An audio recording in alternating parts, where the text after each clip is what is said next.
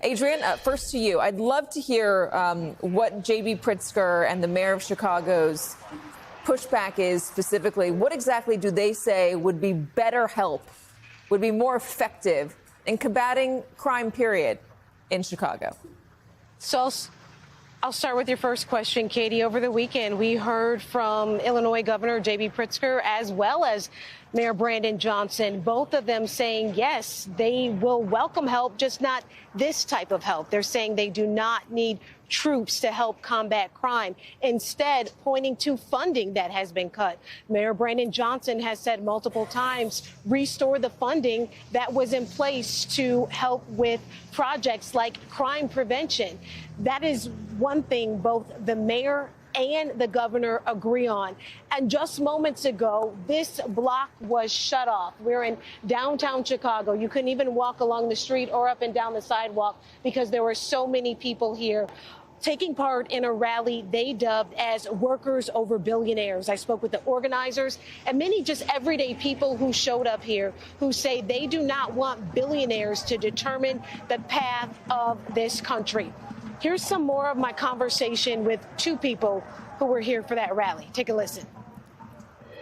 Are you concerned about the presence of possibly seeing tanks and National Guard members on our streets? Absolutely. Absolutely. It's important to show up. It really is. It's the only thing we have right now because Congress is just not doing the job to stop him. So he has no checks and balances except us. The people. That's it. So that couple pretty concerned, as well as hundreds of others who were here who are now marching. I do want to underscore, you mentioned it in the intro to this story, that violent crime overall here in Chicago is down. That is against the backdrop of what has happened this holiday weekend. Since Friday, the city of Chicago has been tracking shootings, and there have been more than 50 people shot in the city, including 7 people killed. Among the victims, we're talking about a 14-year-old who was injured, as well as a 17-year-old who was injured. The latest mass shooting happened in the 1 o'clock hour this morning. So people here that we spoke with say, yes, they want to see crime reduced, but they say the best way to fight that is by restoring the funding. And I will point out, Katie, I spoke with an organizer of a nonprofit on the city's south side who works with violence prevention. When there are tense situations in the city, his crew will go out. But because of those budget cuts, he had to cut a third of his staff, saying he lost more than $500,000. Overall, people want to see that money restored. It's something they say they can't say enough. Let me ask you this. The Republicans and Donald Trump specifically are trying to argue, Adrian, that the Democrats are saying crime is okay, that they don't really want to fight crime, and that that's what people believe as well, that they believe the president wants to restore order. Do you get any sense of that on the street? Are people blaming Democrats for disorder and looking to Republicans to help restore it? Are they looking at both parties and saying neither one is very serious about this? They're both just playing politics? Are you hearing anything aimed at anyone beyond Donald Trump in the city of Chicago? I can tell you about a conversation I had with a woman here just moments ago. I asked her, what is your message for President Trump? She said point blank, I don't have a message for the president. My message is for Congress. She said she wants Congress to do their job. And others have said Congress can take a stand and stop what they believe is an overarch of government. They're basically saying the president is misusing his, what they say, executive power. And folks here are not opposed to fighting crime. Nobody wants to see or be on the map for shootings in their city. They do want the crime to continue to go down, but they're saying that there are other ways to fight it. Katie. All right. So, Vaughn, that, again, is the argument from the president, that the Democrats don't want to fight crime. Does he believe that he's got a winning hand on this issue? Maybe not in the city of Chicago, but is he looking to a national audience for this? What's the motivation?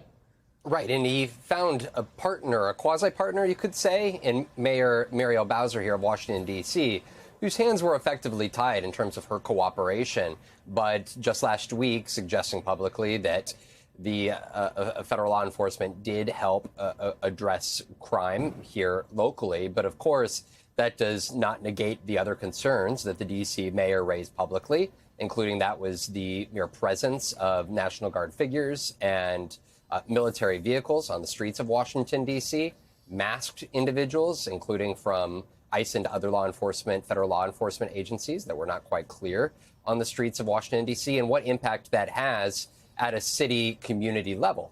And that is where you saw strong pushback in real time here, among others in D.C. as well as in Los Angeles. But that is where the president here this weekend in multiple social media posts said that if Pritzker does not address crime in his city, that, quote, we're coming, setting up the fact that he could very well send the National Guard and the other federal law enforcement into the streets of Chicago imminently. And I think that hits at the heart of the question as to exactly what is the goal and what is the purpose. You know, Kristi Noem over this weekend, Katie, suggested that Los Angeles would be gone if it were not for the National Guard and Donald Trump. Of course, that is so far from reality. We're talking about a couple block radius where the demonstrations and where the protests were actually taking place in Los Angeles. And when you're looking at, you know, what the end game here is, the administration hasn't quite laid that out. Unless you're leaving the National Guard in long term or the federal law enforcement. Pritzker suggested he would be eager to continue working with the FBI and ATF on specific cases, for example. But I asked Stephen Miller, the deputy chief of staff here at the White House on Friday, whether he had talked to President Trump and had a conversation with him about potentially invoking the Insurrection Act at some point, which would allow the military to be used for domestic law enforcement purposes. And despite trying to ask him that question 3 different times, he didn't answer. And I think that is hitting at the heart of the concern of a great many in the city of Chicago, for example, is if a stone is thrown, if there is an escalation between civilians and law enforcement, then what happens? Then what is the determination of the administration at that point?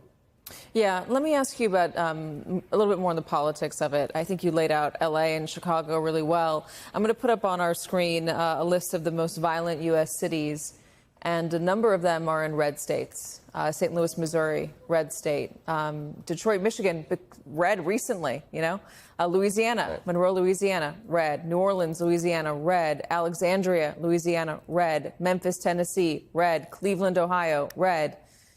And a lot of these have Democratic mayors, so it's a mixed control. But we're not seeing Donald Trump use the military or threaten the military in any one of these places. Vaughn, should we expect that to change, or are there other considerations involved here? I don't think we have any reason to believe that it's going to change in short order. Or we don't know where this presidency is going to head over the next 3.5 years.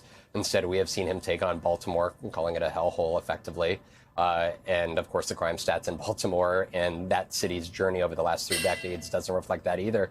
But, look, I think that Nancy Mace is a good example. She's now running for governor of South Carolina.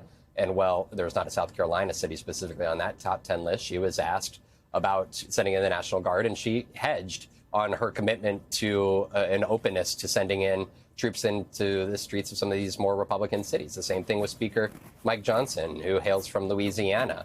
And so I think that is where you have seen a great many Republican lawmakers who have stepped back and not been as vocal on the federalizing of local law enforcement here in D.C., but also what their plans are for this administration moving forward. Because, as you said, at some point, facts are going to run in the way and hit an intersection that runs perpendicular to that of the distorted presentation of American cities that this administration now for months has been trying to portray. So, Barbara, what about the legal issue here? I mean, in talking about Los Angeles, Kristi Noem claiming falsely that L.A. wouldn't be standing. I think anybody who knows L.A. knows that couldn't possibly be farther from the truth. Even if you don't think L.A. is a great place to be right now, the idea that those riots were anything consuming in that city is laughable, especially when you think back to bigger riots in L.A. And even those were relatively contained.